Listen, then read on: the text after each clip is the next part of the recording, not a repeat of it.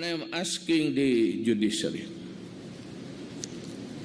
any judge, I'm also asking myself to the Supreme Court, I'm here, I'm having a hard time controlling crime and, all sorts of toxic materials being imbibed by the young.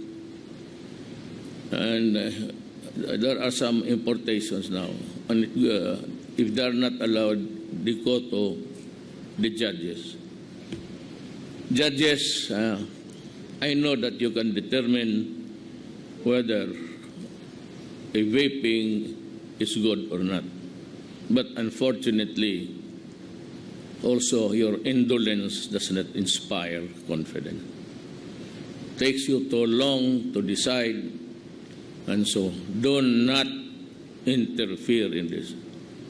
Judges, I warn you, do not issue restraining orders to the customs, to the Coast Guard. I will not obey your order because of the peculiar situation this country finds.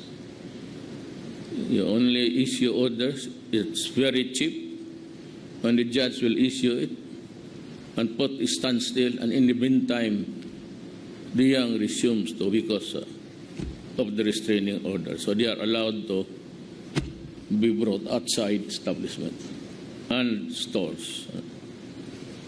Well, maybe for other prisoners. But me, the order will come. Do not worry. Just stop it.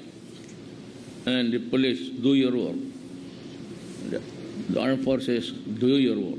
I will take full responsibility alone. Nobody else. Ako lang. I will accept the... You are protected because I'm ordering you illegal order. Preventing injury to the Filipino children. That is what I meant when I say, do not destroy my country because I will kill you. I'm trying here, what I'm trying is to preserve this country. And the next generation, just in the next corner, waiting.